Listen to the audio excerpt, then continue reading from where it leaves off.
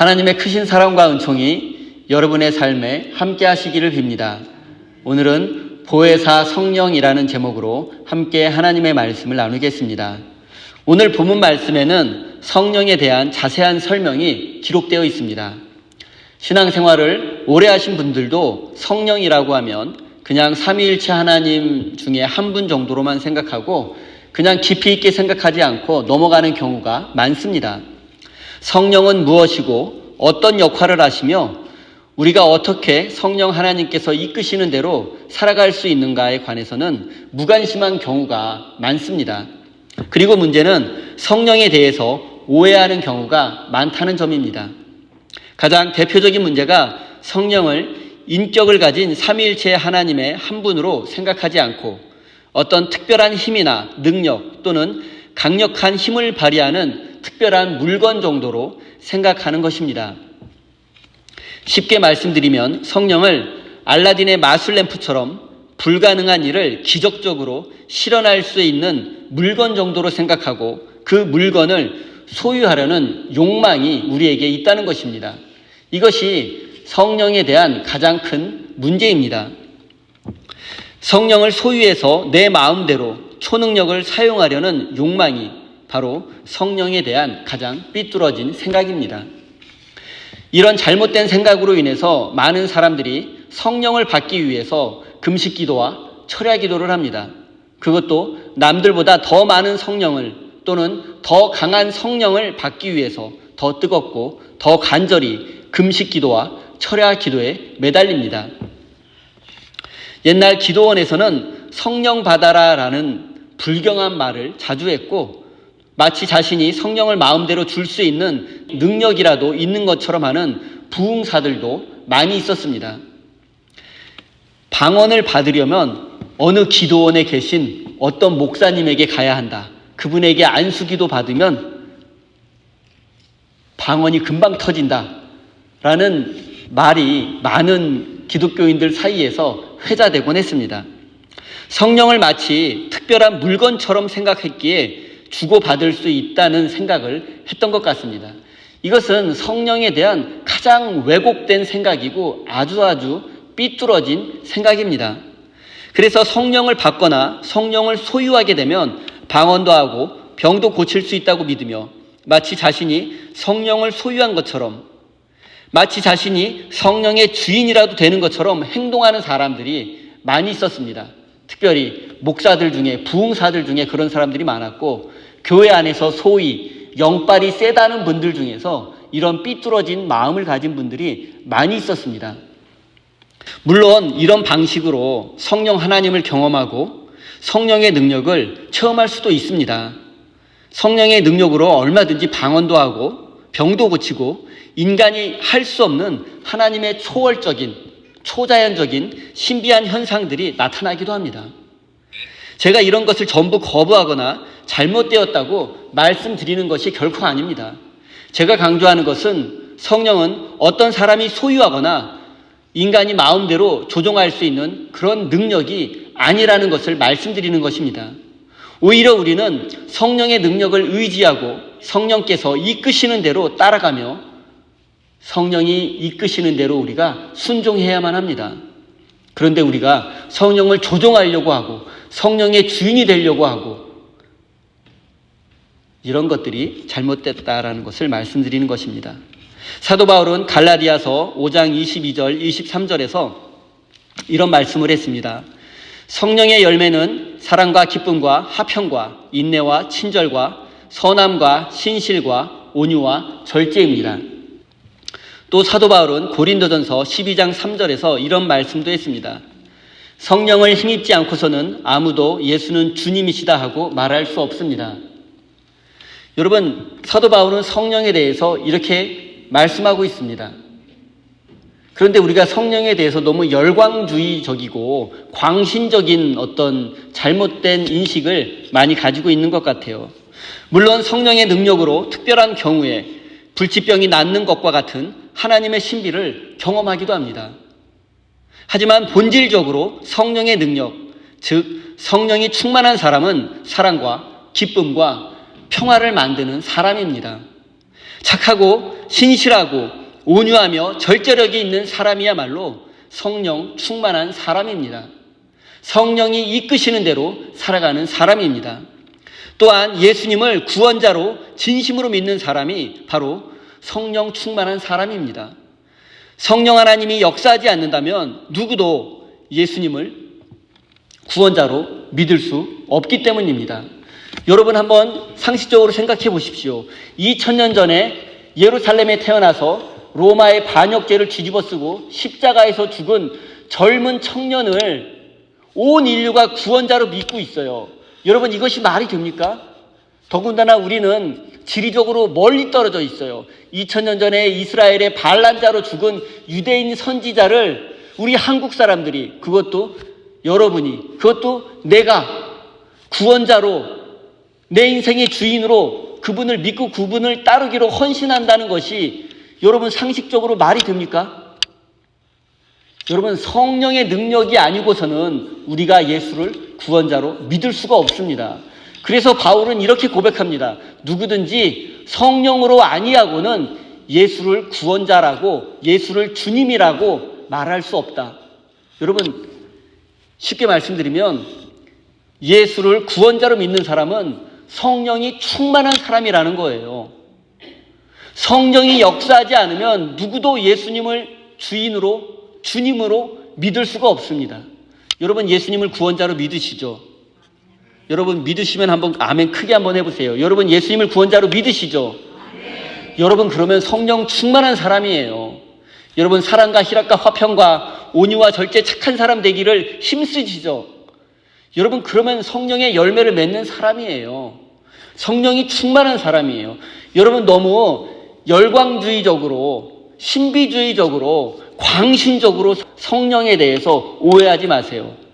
예수님을 주인으로 믿는 사람, 예수님을 주인으로 믿는 사람답게 살아가는 사람, 성령의 열매를 맺는 사람이야말로 성령 충만한 사람이라는 사실을 기억하시기 바랍니다.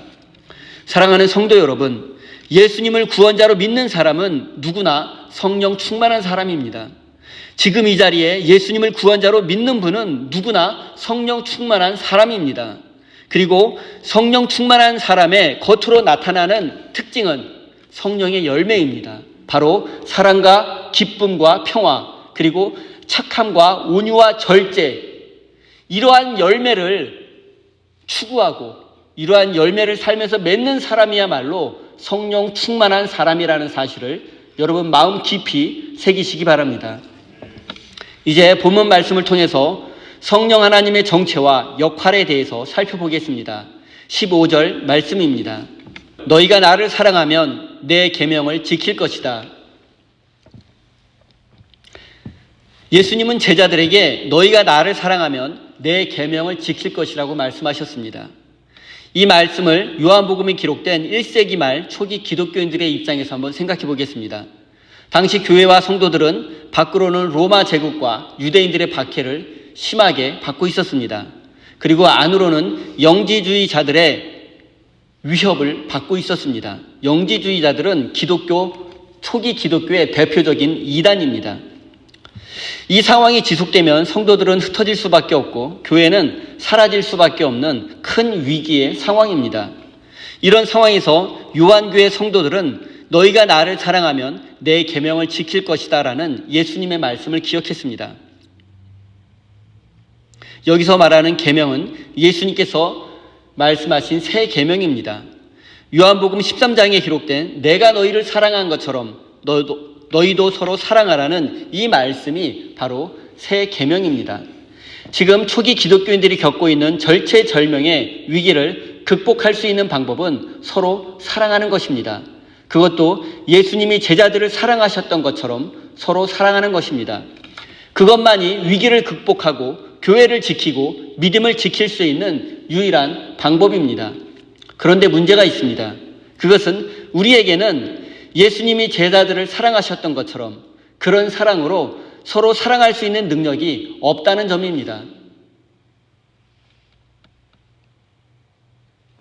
우리가 남들보다 조금 더 착한 사람이 되고 조금 더 의로운 사람이 될 수는 있지만 예수님처럼 자신을 희생하고 심지어 목숨까지 내어주는 그런 사랑을 할 능력이 우리에게 없습니다.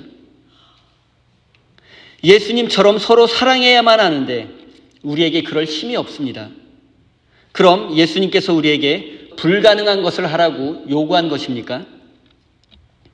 결국 위기를 극복할 수 없다는 것입니까? 그렇지 않습니다. 예수님은 계획이 있고 방법이 있으십니다. 요즘 말로 하면 예수님은 다 계획이 있으십니다. 16절 말씀입니다. 내가 아버지께 구하겠다. 그리하면 아버지께서 다른 보혜사를 너희에게 보내셔서 영원히 너희와 함께 계시게 하실 것이다. 예수님은 우리가 예수님처럼 자신을 희생하는 그런 사랑을 할 수 없다는 사실을 잘 알고 계셨습니다. 그래서 예수님은 우리에게 보혜사를 보내셔서 우리와 영원히 함께하게 해주실 것을 약속하셨습니다. 보혜사는 성령 하나님의 역할을 잘 설명해주는 성령님의 이름입니다. 제가 성령님의 이름인 보혜사에 대해서 간단히 설명드리겠습니다. 여러분, 보혜사라는 말 많이 들어보셨는데 이게 무슨 뜻인지 잘 모르시는 분이 많이 계시더라고요. 우선 보혜사라는 단어에 대해서 설명드리겠습니다. 보혜사는 파라클레토스라는 헬라어를 번역한 건데, 보혜사는 한자어예요. 한자어. 지킬 보, 은혜, 은, 스승사 따라서 보혜사는 지키고 은혜를 베푸는 선생님이라는 뜻입니다. 이것은 헬라어 원문을 잘 번역한 것이라고 생각이 듭니다. 여러분, 원래 우리가 쓰는 한글 성경이, 최초의 한글 성경은요, 한자 성경, 중국어 성경을 우리 한자로 번역을 했어요. 100년 전에. 그래서 공동번역과 다른 성경 번역본에서는 보혜사를 협조자, 보호자라고 번역하고 있습니다. 이제 본문 말씀과 관련해서 한번 생각해 보겠습니다. 우리는 예수님처럼 서로 사랑해야 하는데 우리에게 그럴 능력이 없습니다. 그래서 예수님은 우리에게 협조자, 보호자, 즉 보혜사 성령님을 보내주셨습니다. 그래서 보혜사 성령님이 영원히 우리를 지키시고 보호해 주십니다. 그래서 우리는 성령님의 인도하심을 따라 살고 성령님이 이끄시는 대로 가야 합니다. 예수님은 십자가에서 죽으시고 부활하신 후에 하나님 아버지 곁으로 가셨습니다. 그래서 제자들 곁에 더 이상 예수님이 계시지 않습니다. 더 이상 우리 곁에 육체로 계시는 예수님은 존재하지 않습니다. 하지만 예수님은 보혜사 성령님을 우리 곁으로 보내주셨습니다. 그래서 성령님은 예수님처럼 우리를 지키시고 보호하시며 은혜를 베풀어 주십니다. 보혜사 성령님은 우리가 예수님처럼 서로 사랑할 수 있도록 우리를 지켜주시고 우리의 삶에 은혜를 베풀어 주십니다. 그것도 영원토록. 육체를 입은 예수님은 더 이상 제자들과 함께 있지 않지만, 더 이상 초기 기독교인들과 함께 계시지 않지만 보혜사 성령님께서 그들과 함께하며 그들을 보호하고 은혜를 베풀어 주실 것입니다. 그래서 제자들도 보혜사 성령님의 인도하심으로 예수님처럼 서로 사랑할 수 있게 되었습니다. 이것은 우리에게도 마찬가지입니다. 보혜사 성령님은 우리 교회를 보호할 것이고 우리의 삶에 은혜를 베풀어 주실 것입니다. 우리는 그 보혜사 성령님의 인도하심만 따라가면 됩니다. 이제 보혜사 성령님의 뜻을 여러분 모두 알게 되었을 것입니다. 여러분, 더 이상 성령에 대해서 광신적으로 특별한 능력이나 특별한 힘으로 이렇게 오해하지 않으셨으면 좋겠습니다. 26절 말씀을 읽겠습니다. 그러나 보혜사 곧 아버지께서 내 이름으로 보내실 성령께서 너희에게 모든 것을 가르쳐 주실 것이며 또 내가 너희에게 말한 모든 것을 생각나게 하실 것이다. 이제 보혜사 성령님의 구체적인 역할에 대해서 알아보겠습니다. 먼저 성령님은 우리에게 예수님의 말씀을 가르쳐 주시는 분이십니다. 가르치신다는 말은 주로 미래와 관련해서 의미를 가집니다. 제자들은 앞으로 교회 생활과 믿음 생활을 하게 될 것이고 여러 가지 어려운 상황을 직면하게 될 것입니다. 교회 안과 밖에서 크고 작은 위험과 위기를 만나게 될 것입니다. 또한 인생에도 크고 작은 어려움을 만날 수밖에 없습니다. 그때마다 성도들은 그 상황에 대처하고 결정을 내려야만 합니다. 그리고 이때 보혜사 성령님께서 성도들이 어떻게 대처해야 하는지를 가르쳐 주시고 알려주실 것입니다. 인간의 힘과 지혜로는 어떻게 해야 할지 알 수 없으나 성령님께서는 우리가 어떻게 해야 할지를 가르쳐 주시고 알려주실 것입니다. 성령님께서 우리에게 지혜와 능력을 주실 것입니다. 이것이 바로 우리가 성령님을 의지하고 도움을 구해야 하는 이유입니다. 사랑하는 성도 여러분, 우리가 사는 세상은 너무나 위험하고 복잡합니다. 한순간의 실수와 잘못으로 위험에 처할 수도 있고 모든 것을 잃어버릴 수도 있습니다. 때로는 어느 것이 선인지 어느 것이 악인지 분간하기조차 어려울 때도 많습니다. 사탄이 광명의 천사의 모습으로 우리 앞에 나타나기 때문입니다. 이럴 때 우리는 진리의 영이신 성령님께 도움을 구하고 그분의 인도하심을 따라 순종하며 나아가야만 합니다. 사랑하는 성도 여러분, 여러분의 지혜와 경험 그리고 능력을 신뢰하지 마십시오. 매 순간 보혜사 성령님께 도움을 구하고 그분께서 이끄시는 대로 순종하며 나아가시기 바랍니다. 성령님께서 주시는 지혜와 능력으로 여러분의 교회를 섬기시고 인생의 모든 문제를 하나하나 해결해 나가시기를 바랍니다. 이제 보혜사 성령님의 두 번째 역할에 대해서 살펴보겠습니다. 그것은 예수님께서 하신 모든 말씀을 생각나게 하는 것입니다.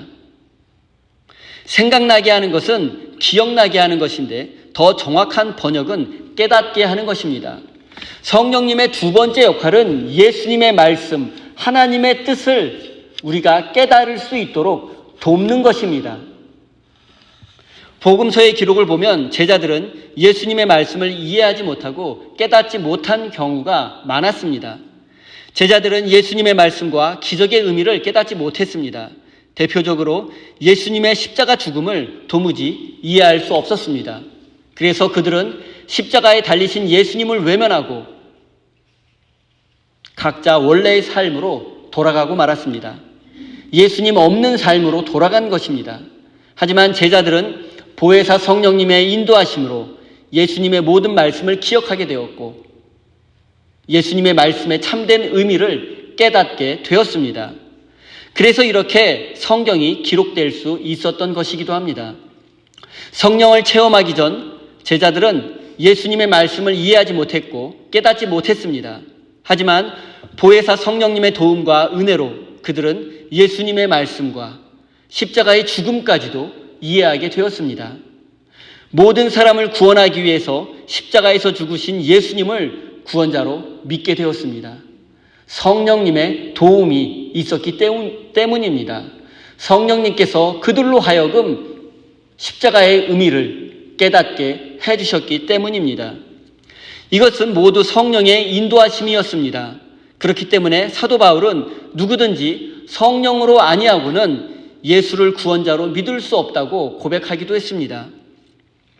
누구든지 예수님을 구원자로 믿는 사람은 성령이 이끄시는 사람이고 성령 충만한 사람입니다. 제자들은 예수님께서 육체로 살아계시고 자신들 곁에 있을 때에는 예수님이 구원자이며 그리스도라는 사실을 깨닫지 못했습니다. 확신하지 못했습니다. 하지만 오순절 마가의 다락방에서 성령을 체험한 후로는 예수님이 구원자라는 사실을 확실히 깨닫고 믿게 되었습니다. 성령의 도움으로 하나님의 뜻을 깨닫게 되는 것을 신학 용어로 어려운 말로 성령의 조명이라고 말합니다. 성령께서 어두운 곳을 밝혀서 깨닫게 하신다라는 뜻입니다. 따라서 보혜사 성령님의 두 번째 역할은 예수님의 말씀을 기억나게 하고 하나님의 뜻을 깨닫게 하는 것입니다. 이것은 거꾸로 우리가 성령님의 도움 없이는 하나님의 뜻을 깨달을 수 없다는 뜻이기도 합니다. 그래서 우리는 성경을 읽고 말씀을 묵상할 때 반드시 성령의 도움을 간구해야만 합니다.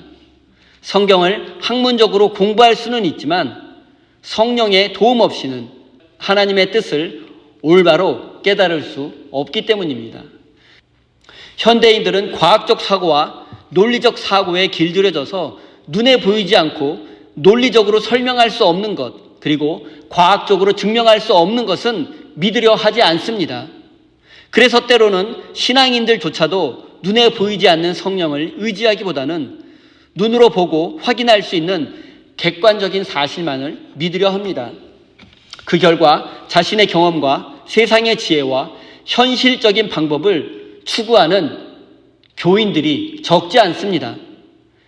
그들의 삶에 보혜사 성령님의 자리는 존재하지 않습니다. 여러분, 이것은 목사인 저에게도 똑같이 적용되는 말씀입니다. 저는 정기적으로 시간을 정해놓고 성경을 연구하고 말씀을 묵상합니다. 성경 주석과 많은 학자들의 연구를 공부합니다. 많은 신학 논문들을 읽고 연구합니다.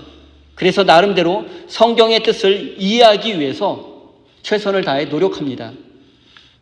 하지만 그것으로 끝이 난다면 저는 목사의 자격이 없습니다. 깊이 있게 성경을 연구한 후에, 성경을 공부한 후에 반드시 성령의 도움을 구해야만 합니다. 보혜사 성령님께서 하나님의 뜻을 깨닫게 해 주셔야만 합니다. 성령은 보혜사입니다. 성령은 우리를 지키시고 보호하시고 우리에게 은혜를 주시고 하나님의 말씀을 기억나게 하시고 하나님의 말씀을 깨닫게 해 주십니다. 성령은 그래서 보혜사입니다. 우리를 지키시고 우리 인생에 은혜를 베푸시며 영원토록 우리와 함께 하시는 분이십니다. 이 성령님께서 저에게 지혜를 주셔야만 저는 하나님의 말씀을 올바로 깨닫고 여러분에게 전할 수 있습니다. 제가 단순히 성경 공부한 것을 여러분에게 전달만 한다면 여러분, 그것은 아무 의미가 없습니다. 제가 깨달은 하나님의 말씀을 여러분에게 전해야만 설교가 되는 것이고 목회자로서 자격이 있는 것입니다. 보혜사 성령님의 도움 없이 우리는 하나님의 뜻과 섭리를 절대 깨달을 수 없기 때문입니다. 사랑하는 우리 세임교회 성도 여러분, 세상에서 많은 것을 경험하시고 지혜와 실력을 겸비하십시오. 그리고 최종적으로 보혜사 성령님께 도움을 요청하십시오. 간구하십시오. 그래서 여러분을 향하신 하나님의 뜻과 섭리를 깨달으시기 바랍니다. 그리고 성령님께서 인도하시는 대로 순종하는 참된 믿음의 사람이 되시기를 예수님의 이름으로 간절히 축원드립니다. 기도하겠습니다. 우리를 지키시고 은혜를 베푸시는 성령 하나님, 우리는 지금까지 성령님에 대해서 잘못 알고 오해한 것이 많았습니다. 보혜사 성령님을 삼위일체 중에 한 분으로 대접하지 못했습니다. 또한 성령님께서 이끄시는 대로 순종하기보다는 성령을 소유하려 했고 성령의 능력을 마음대로 사용하려는 어리석은 마음도 있었습니다. 이제 우리가 항상 보혜사 성령님의 도움을 구하며 성령 하나님께서 이끄시는 대로 순종하며 나아가는 믿음의 사람이 될 수 있도록 인도해 주십시오. 우리에게 하나님의 말씀을 가르쳐 주시고 그 뜻을 깨닫게 하시는 보혜사 성령님, 이제 우리가 성령 안에서 거하며 성령께서 이끄시는 대로 순종하게 해 주십시오.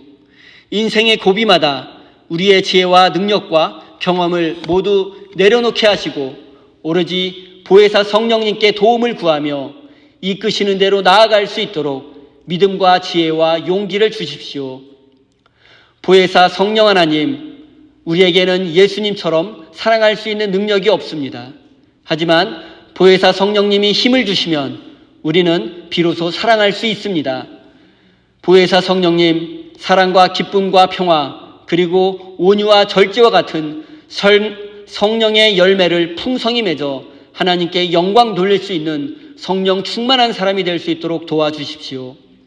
보혜사 성령님, 우리의 마음속에 충만히 임하셔서 우리가 진정으로 예수님을 구원자로 믿는 성령 충만한 사람이 될 수 있도록 은혜 내려 주십시오.